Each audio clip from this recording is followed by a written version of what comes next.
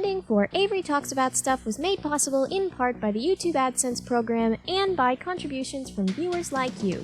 Thank you.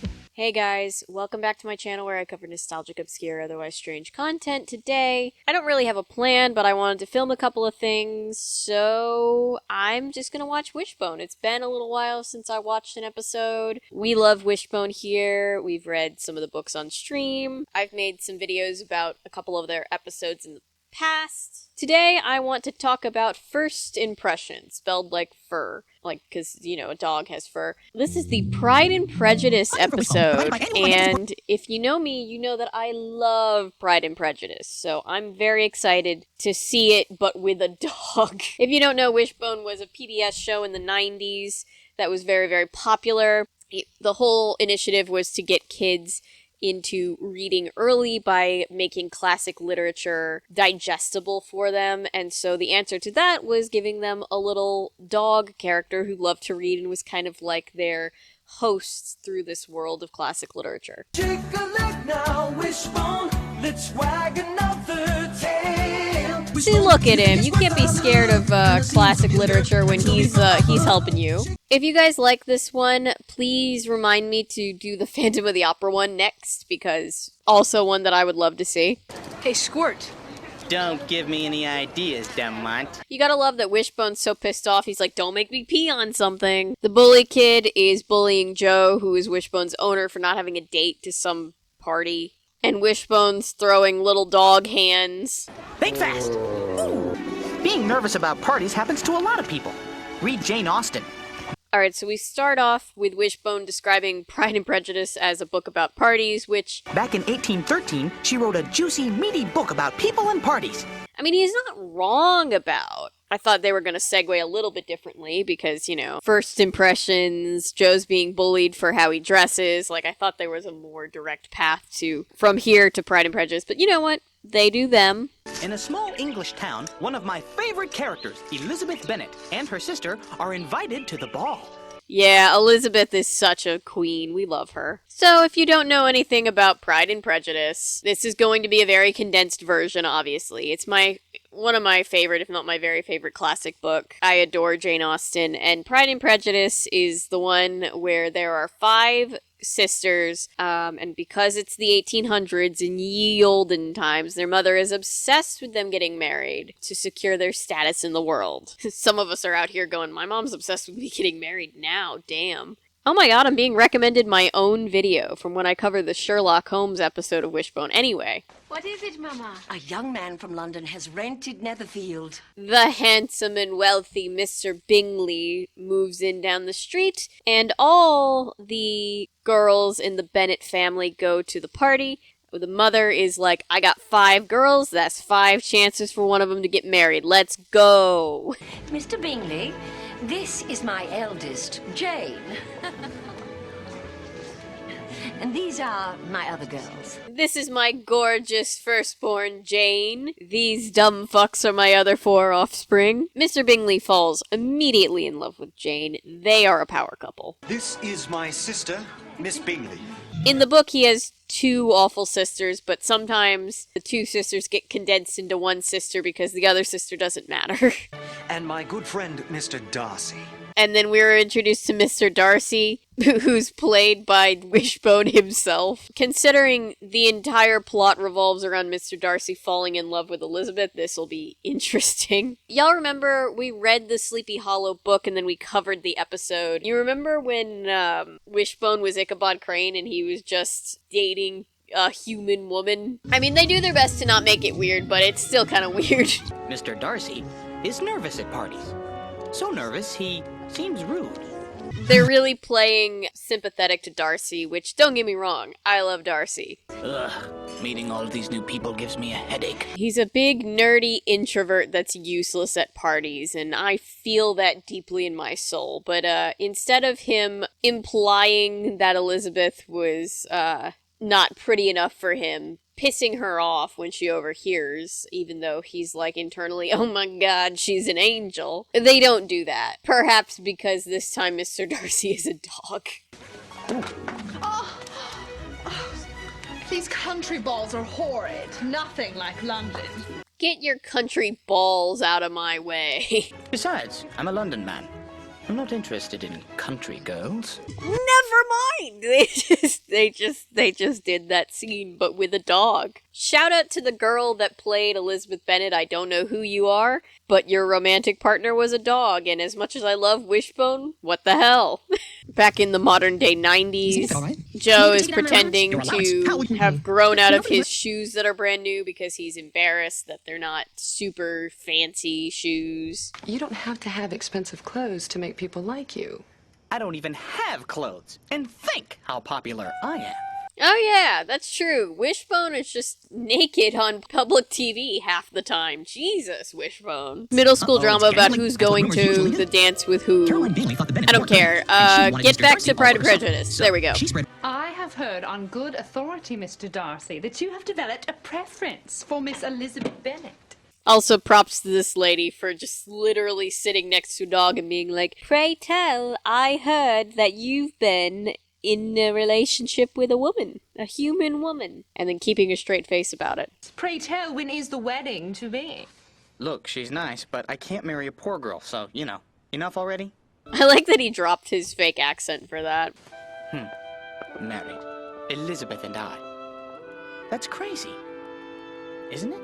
I'm trying not to harp on the fact that it's a dog, because I adore Wishbone. This is just very funny to me. Anyway, we get to the part where Elizabeth Bennet meets Mr. Wickham, and he seems much better than the rude Mr. Darcy. I believe you are acquainted with Mr. Darcy. As much as I ever wish to be. They bond over their mutual hatred of Mr. Darcy, the time-honored tradition of making friends by having an enemy in common. Wickham tells Elizabeth that Mr. Darcy screwed him out of his inheritance. He's like, Now I am poor.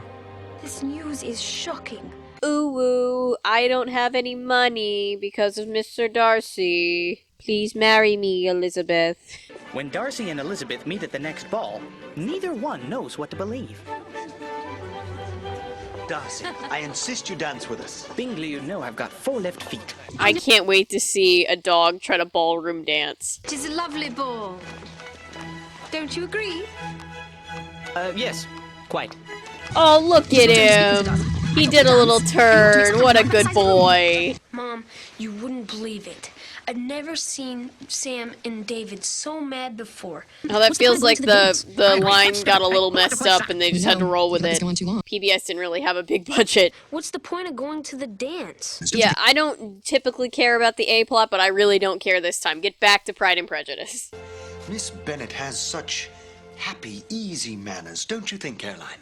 She smiles too much. What a new and incredibly arbitrary stipulation for women. We can't win. We're either not smiling enough or smiling too much. They have no fortune.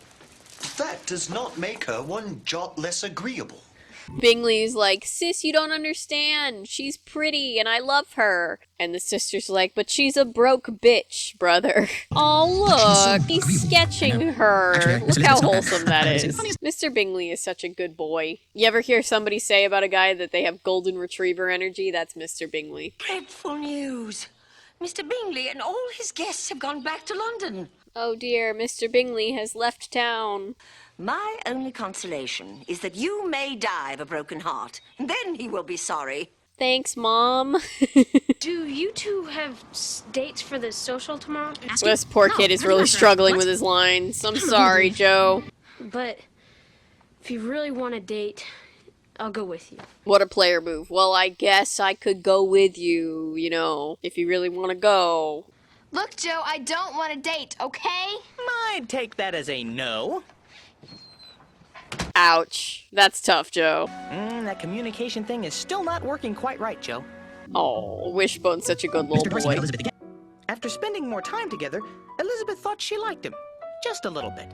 Oh, Darcy and Elizabeth are getting closer. And look at him in his little outfit. Darcy knew he should come clean about breaking up Jane and Bingley, but he never got around to it. Instead, he fell in love. I can't tell the truth and be in love at the same time. What a new assertion to make in the world of Pride and Prejudice remakes. I've struggled in vain. You must allow me to tell you how ardently I admire and love you. Even when it's said by a dog. It's such a great line, even though this is like the worst proposal in all of literature. That line is just, I don't know, there's symmetry in it. I just have always liked that line. I also saw a post recently about how you gotta appreciate how much people reading the book for the first time back in the early 1800s would have been shocked by that first proposal. They would have been like, no fucking way. It's ridiculous for me, a Darcy, to love you, who have no fortune at all. So, this is the part of the story where Darcy is like, ooh, woo, marry me? If I could feel gratitude, I would now thank you. But I cannot. And Elizabeth is just like, bitch, you called me poor? I'll pass. Don't you love my Cliff Notes? I should teach literature, shouldn't I? I have never desired your good opinion. I can only hope that my inferiority will assist you in recovering from my refusal. Hell yeah! Read his ass! Do you think I could accept the man who has ruined the happiness of Jane, my most beloved sister? So she's like, you insulted me, and you broke up my sister and your best friend for some reason.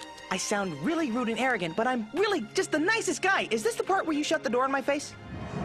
Yes, it is. He's a fast learner, I'll give him that. I am most seriously confused. That needs to be a meme. It's happening in the A-plot. Everybody's miserable at the party. Okay. This is by far one of the most boring A-plots I've ever seen in one of these episodes. 1, 2, 3. Sorry. Mr. Darcy apologized too. Oh, look at him. He said sorry. He brought Bingley back to see Jane. Elizabeth found out that George Wickham was a big liar, especially about Mr. Darcy. Yeah, they gloss over that because they didn't really have time. There's also a whole side plot where, like, Mr. Wickham runs off with her little sister like a weirdo, and then they elope, and it's a whole thing. But, you know, anyway, the important thing is Darcy and Elizabeth. Darcy's name is Fitzpatrick. We don't talk about that enough in the Pride and Prejudice community. Fitzpatrick. What a baller name. Anyway, he and Elizabeth are getting along. He's digging holes to help her garden. I would be honored if you would give me your hand in marriage. Mr. Bingley and Jane, the sister, get engaged. They're little cinnamon rolls. Wishbone, sit! You're lucky I got all A's in obedience school, buddy. Wishbone was always ready to fight God, and I love that for him. Everybody on the floor! She's liable to go off again! I always wondered how much they let the voice actor for Wishbone improv. They don't have to animate the dog's mouth. Ah, great. I've got pink fur. This is nice. Oh, that's how it ends? I guess the dog getting married to the human woman would have been kind of weird, but he also said he was in love with her, and it's kind of the point of the story, so I don't know. I think they should have just committed. If you had 2 left paws back then, you were in big trouble, because they did some pretty fancy footwork. True. Dancing was very important back in that society. This is the part of the episode where you get to see the behind-the-scenes stuff of how they made the episode, which I always found interesting. A choreographer is the person who plans out the dances and then teaches them to the dancers. Props to the choreographers out there. This one looked like so much fun. I had to try it Especially for those of them that have to teach those of us that are bad at dancing. So hightail it to your local library. It's a family thing. Only if you want a book on the top shelf, bring someone tall. Or just climb the shelves, like I do. I'm 4'11". That's my bit of information. But Wishbone's is probably better. Okay, that's the end. That was pretty cute. Wishbone is always such a fun ride, and I always love going back to it. Please tell me if you would like to see more episodes. I know that you guys do. Wishbone is a staple here. This is only our 3rd episode being covered, which feels like we should have done more, but I will do more in the future. That Phantom of the Opera one is probably great, but I will let you guys go. Thank you for being here. Thank you for watching, liking, commenting, subscribing, sharing. Everything you do to support this channel means the world to me. If you're new here and you're a fan of nonsense, maybe consider sticking around. I post nonsense all the time. If you'd like to enable my nonsense, maybe consider becoming a member. You get extra perks. And remember, my name is Avery. I'm a YouTuber if you say so, because thanks to you guys, this is technically a YouTube channel. Bye!